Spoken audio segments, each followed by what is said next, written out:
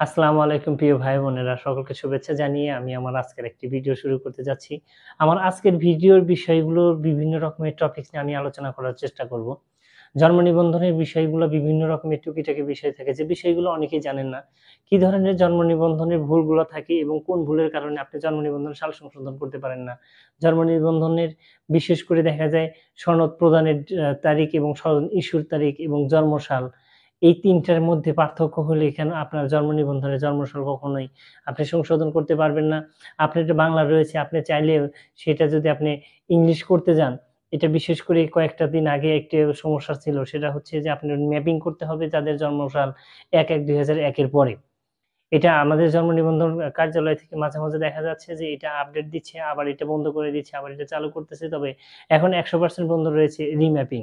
রিম্যাপিংটা আপনি চাইলে করতে পারবেন না। যারা রিম্যাপিং করতে চান তাদের জন্য একটি দুঃখের সংবাদই বলা যায়। কারণ রিম্যাপিংটা পুরাটাই বন্ধ রয়েছে। এখন আমাকে অনেকজন এরকম প্রশ্ন করে যে আসলে জন্ম নিবন্ধন করতে কি, কি লাগে? এটা মূলত আসলে জন্ম নিবন্ধন করতে এটা বয়সের উপরে নির্ভর করে। বয়সের উপরে নির্ভর করে কেমন? একটা ব্যক্তির জন্ম নিবন্ধন করতে বিশেষ করে নতুনদের জন্য যাদের বয়স ০ থেকে ৫ বৎসর।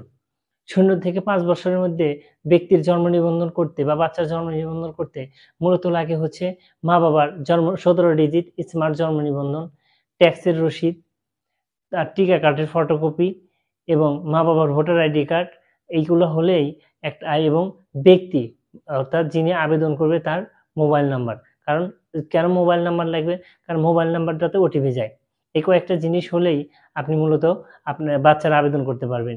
আর বয়সটা যদি ৫ বৎসর প্লাস হয়, ৫ বৎসর থেকে আপনার বিশেষ করে ১০ বৎসর এই ক্ষেত্রে যদি আপনি সাধারণত দেখা যায় যে ছাত্র হয় বা দেখা যায় যে বাচ্চার বয়সটা বেশি হয়ে গেছে, ৫ বছরের বেশি হয়ে গেছে, সেই ক্ষেত্রে আপনার বাচ্চার জন্ম নিবন্ধন করতে লাগবে মা-বাবার জন্ম নিবন্ধন, মা-বাবার ভোটার আইডি ফটোকপি, টিআর কার্ডের ফটোকপি এবং আপনি যে স্কুলে ভর্তি করেছেন সেই স্কুলে ভর্তিকৃত আ স্কুলের প্রত্যয়ন। এরপরে যদি দেখা যায় বয়সটা তারও বেশি ৫ বৎসর থেকে আজীবন পর্যন্ত এরকমও যদি হয়, ব্যক্তি যদি বয়স্ক হয়, বয়স ১৭ বৎসর, ২০ বছর, ৩০ বছর এরকম যদি হয়, সেই ক্ষেত্রে ব্যক্তির জন্ম নিবন্ধনটা যদি কোনোভাবেই অনুসন্ধান করে পাওয়া না যায়, এটা যদি নিতান্তই করা না থাকে, তাহলে আপনি নতুন করে করতে গেলে আপনার যে বিষয়টা লাগবে সেটা হচ্ছে উনার ভোটার আইডি লাগবে। আর যদি উনি শিক্ষিত হয়ে থাকেন, উনার যদি এডুকেশনাল কোয়ালিফিকেশন থেকে থাকে, তাহলে উনার যেকোনো একটা সার্টিফিকেট হলে হবে। সেটা এসএসসি, ইন্টার, অনার্স, মাস্টার্স যেটাই হোক একটা সার্টিফিকেট সত্যায়িত করে দিলেই হয়ে যাবে। এবং এর সাথে কি লাগে?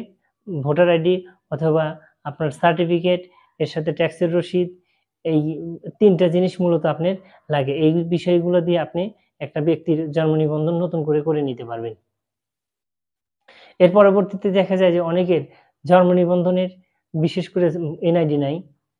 তারপর আপনার সার্টিফিকেট নাই।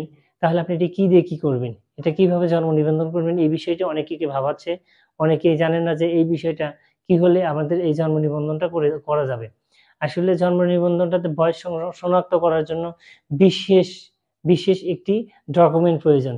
বিশেষ ডকুমেন্ট বলতে যার এনআইডি নাই, সার্টিফিকেট নাই, কোনো কিছু নাই এইরকম ব্যক্তিকে আপনি কি ধরনের সাজেস্ট করবেন, কি ধরনের প্রত্যয়ন বা আপনার কি হলে এটা করা যাবে? এটা মূলত আমাদের যেটা গ্যাজেট বা গ্যাজেটে রয়েছে এরকম হচ্ছে যে আপনি মূলত ডাক্তারি প্রত্যয়ন অর্থাৎ রেডিওলজি বিভাগের ডাক্তারি প্রত্যয়নটা দিয়েও আপনি এটি করতে পারবেন। সেটা ডাক্তারি প্রত্যয়নটা ওইখানে এরকম হয়তো লেখা থাকবে নাম, পিতার নাম, মাতার নাম এবং গ্রাম এবং শেষে লেখা থাকবে যে তার শারীরিক গ্রোথ অনুযায়ী বয়স এত। তার শারীরিক বৃদ্ধি অনুযায়ী বয়স এত। এই মর্মে যদি কোনো প্রত্যয়ন থাকে সেই প্রত্যয়নটা দিয়েও আপনি করে নিতে পারবেন। এরকম জন্ম নিবন্ধনের নতুন করে করতে গেলে বিশেষ করে বাচ্চা এবং মাঝারি এবং একদম বৃদ্ধ এরকম একটা কথা থাকে। কিন্তু আসলে অ্যাকচুয়ালি জন্ম নিবন্ধন যেটা আমাদের গ্যাজেট রয়েছে সেই গ্যাজেটে এইভাবে ভাগ করা নাই। এই জন্ম নিবন্ধনের সেই গ্যাজেটে রয়েছে যেভাবে সেটা হচ্ছে ০ থেকে ৪৫ দিন, ৪৫ দিন থেকে আপনার ৫ বৎসর, ৫ বৎসর থেকে আজীবন। এই ৩ টা ক্যাটেগরিতে ভাগ করা রয়েছে। ০ থেকে ৪৫ দিনের যদি কারো বাচ্চা হয়ে থাকে এবং সেই শিশুর জন্য আপনি জন্ম নিবন্ধন করতে গেলে আপনার আবেদন ফি এবং গভর্নমেন্ট ফি এই দুটোর কোনোটাই লাগবে না। আপনি বিনে ফিতে বাচ্চার জন্ম নিবন্ধন 45 দিনের মধ্যে করিয়ে নিতে পারবেন। 45 দিনের মধ্যে বাচ্চার জন্ম নিবন্ধন করতে আপনি কি করতে পারেন? আপনার এটার জন্য কি লাগবে? 45 দিনের বাচ্চা জন্ম নিবন্ধন করতে আপনি মূলত যে বিষয়টা লাগবে সেটা হচ্ছে মা বাবার 17 ডিজিট স্মার্ট জন্ম নিবন্ধন। আর স্মার্ট জন্ম নিবন্ধন আর হচ্ছে বয়স প্রমাণের যে কোনো একটা ডাক্তারি প্রত্যয়ন, যেরকম আপনার যদি কোনো হাসপাতালে হয়ে থাকে ওইখানে ডাক্তার কর্তৃক ছাড়পত্র দিয়ে থাকে, তার ওইখান থেকে যে সার্টিফিকেটটা দেয় সেই সার্টিফিকেটটা দিলেও আপনার হয়ে যাবে। অথবা কোনো সার্টিফিকেট না হয়, সেটা যদি আপনার বাড়িতে জন্মগ্রহণ করে থাকে তাহলে আপনি এখানে এটা লিখতে পারেন যে তার নাম অমুক, বাড়ি বাবার নাম অমুক, পিতার নাম অমুক, বাড়ি অমুক জায়গায় এবং তার বয়স এত। ঠিক আছে? এরকম একটা প্রত্যয়ন লিখে আপনি ওইখানে আপনার মেম্বার অথবা চেয়ারম্যান দিয়ে একটা স্বাক্ষর নিয়ে সেই কাগজটা অ্যাটাচ করে আপনার 45 দিনের বাচ্চা জন্ম নিবন্ধন করিয়ে নিতে পারেন। এবং এই 45 দিনের জন্ম নিবন্ধনের অল্টারনেটিভ 45 দিনের মৃত্যু নিবন্ধনটা সেমই একই নিয়ম। 45 দিনের জন্ম নিবন্ধন এবং 45 দিনের মৃত্যু নিবন্ধন আবেদন করতেও টাকা লাগে না এবং এটার জন্য গভর্নমেন্ট কোনো ফি এটার জন্য চার্জ করে না, এটার জন্য গভর্নমেন্ট কোনো ফি নেবে না। আমরা এরপরে আসি জন্ম নিবন্ধনের জন্মসাল বিষয় নিয়ে আলোচনা করি। যদি আমি জন্ম নিবন্ধনের জন্মসাল নিয়ে কথা বলতে চাই, এখানে তো অনেক কিছু বোঝাতে হবে এবং অনেক কিছু আপনাদের জানতে হবে। সেটা কি রকম? জন্ম নিবন্ধনের ইস্যুর তারিখ এবং জন্ম নিবন্ধন প্রদানের তারিখ যদি এরকম থাকে 1/1/2007 এবং প্রদানের তারিখ যদি থাকে 1/1/2007, আর আপনার বাচ্চা যদি জন্ম নিবন্ধন থেকে থাকে তাই সেখানে যদি জন্মের তারিখ থেকে থাকে 1/1/2006, এটা ঠিক আছে। এটা আপনি চাইলে আপনার সার্টিফিকেটে যদি পরবর্তীতে দেখা যায় ওইখানে আপনি সংশোধন করতে গিয়ে 1/1/2005 বানাবেন, এটা আপনার সার্টিফিকেট দিয়ে এটা সংশোধনযোগ্য।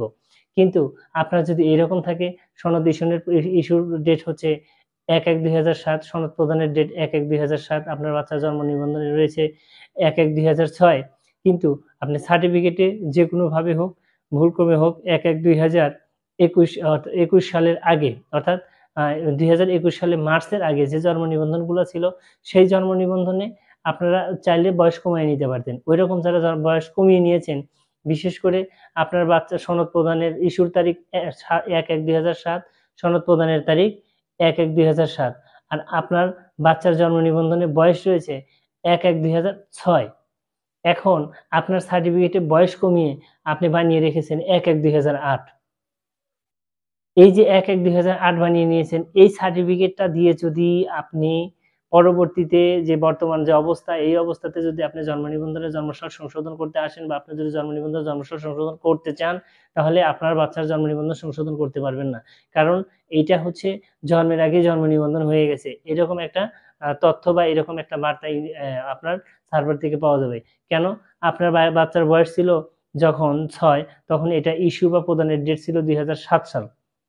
আর আপনি কমিয়ে নিয়েছেন 2008 সাল। তাহলে 8 সাল যদি আমি জন্ম নিবন্ধনে ধরি, তাহলে আপনার বাচ্চার আগে জন্ম হয়েছে নাকি আপনার সার্টিফিকেটটা আগে হয়েছে? এখন এখানে যদি 2008 ধরি, তাহলে আমাদের আপনার বাচ্চার জন্মের আগে জন্ম নিবন্ধন হয়ে গেছে, এই জিনিসটা নিশ্চিত। এরপরে আমরা আসি জন্ম নিবন্ধনের 17 ডিজিট একটি বিষয়। 17 ডিজিট নিয়ে অনেক ধরনের কথা রয়েছে। আপনার 17 ডিজিট, আপনার উপরে যদি জন্ম নিবন্ধনের প্রথম 4 অঙ্ক, 17 ডিজিটের প্রথম 4 অঙ্ক যদি ব্যক্তির জন্মসাল থাকে, তাহলে আপনার জন্ম নিবন্ধন ঠিক রয়েছে। আর 17 ডিজিটের প্রথম যদি 4 অঙ্ক না থাকে, ওইখানে যদি আপনার জন্ম নিবন্ধনের জন্মসাল হয় 1/1/2007 এবং উপরে রয়েছে আপনার যে স্মারক রয়েছে সেখানে রয়েছে 1/1/2006, বা ওইখানে তো 1/1 থাকবে না, ওইখানে থাকবে এরকম লেখা যে 2006 888144, এরকম একটা কোড নাম্বার দেওয়া থাকবে। কিন্তু ওইখানে আপনার জন্মসাল যদি 7 হয়, আপনার ওই প্রথমে যে 17 ডিজিটের প্রথম যে 4 অঙ্ক, ওইটা 2007 হইতে হবে। আপনার যে জন্মসালের যে সালটা, ওই সালটা যদি 17 ডিজিটের প্রথম না থাকে, তাহলে আপনাকে বুঝতে হবে আমার জন্ম নিবন্ধনটা ভুল রয়েছে। সেটা আপনি ইউনিয়ন পরিষদ, সিটি কর্পোরেশন, পৌরসভাতে গিয়ে আপনি এটা সশরীরে উপস্থিত থেকে খুব অল্প সময়ের মধ্যে এটা সংশোধন করে নিতে পারবেন।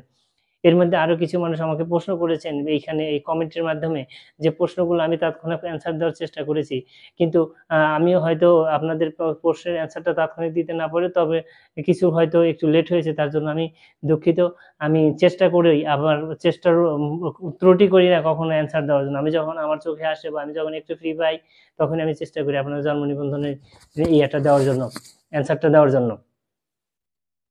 যে আপনারা কে কি প্রশ্ন করেছেন। এর মধ্যে আমাকে এক বোন প্রশ্ন করেছে এর মধ্যে একজন লিখেছে এরকম যে আমার বাচ্চার জন্মসাল হচ্ছে 1/1/2018 সাল, আমি আমার বাচ্চার বয়সটা কমাবো। এটা কিভাবে কমাবো? আপনার বাচ্চাটা যদি রিসেন্টলি জন্মগ্রহণ করে থাকে এবং আপনার বাচ্চা যদি 2, 4, 5 বছর হয়ে থাকে, সেই বাচ্চাটা ডিজিটাল ভাবে জন্ম নিবন্ধন হয়ে গেছে, যার জন্ম নিবন্ধনে জন্মসালটা সংশোধন করা যাবে না।